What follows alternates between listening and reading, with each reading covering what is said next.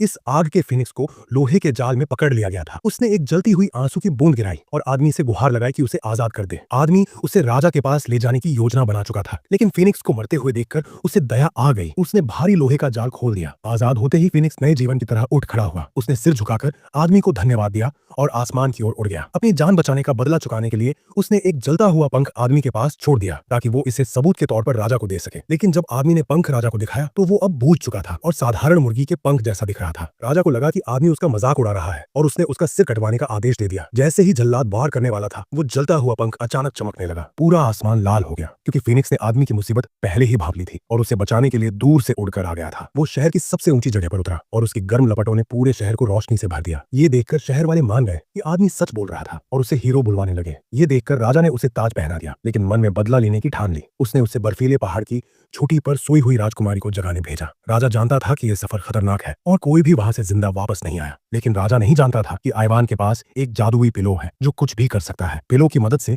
वो जल्दी ही पहाड़ की चोटी पर पहुंच गया। वहां बर्फ के दरवाजे के सामने जलता हुआ पंख फिर से जलने लगा और बर्फीले दरवाजे में घुस गया। अगले ही पल मोटी बर्फ पानी में बदल गई। डोंकी फिसलते हुए नीचे की तरफ गिरने लगा, लेकिन एक चट्टान के किनारे पर अटक गया। आइवान के पैर भी बर्फ में जम गए थे। उसने अपने जूते उतार दिए और संभाले हुए गुफा के अंदर चला गया। वहां उसे सोई हुई राजकुमारी मिली। फिनिक्स के पंख की मदद से उसने राजकुमारी को जगा दिया, लेकिन जैसे ही उसे पता चला कि राजा बूढ़ा है, उसने शादी करने से मना कर दिया। उसने कहा कि उसका दूल्हा केवल कोई योद्धा या राजकुमार हो सकता है। आइवन को निराश करने के लिए राजकुमारी बिना सोचे समझे चट्टान से कूद गई। आइवन भी तुरंत उसके पीछे कूद पड़ा। तभी डोंकी समय पर आ गया और दोनों को बचा लिया। जल्द ही आइवन राजकुमारी को वापस लेकर आया, लेकिन उसने शादी से मना कर दिया। उसने कहा कि शादी तभी होगी जब उसके पास ओशन हार्ट रिंग होगा। जब राजा को पता चला कि ये अंगूठी एक शार्क के पास है, तो उसने आइवान को बुलाया। अगले दिन आइवान डोंकी पर बैठकर विशाल समुद्र पार करने निकल पड़ा, लेकिन एक सीगल ने उसे टक्कर मार दी और वो सीधे समुद्र में गिर गया। जब आइवन समुद्र की गहराई में पहुंचा तो उसे एक विशाल लोहे की जंजीर दिखी जो किसी चीज को बांध रही थी।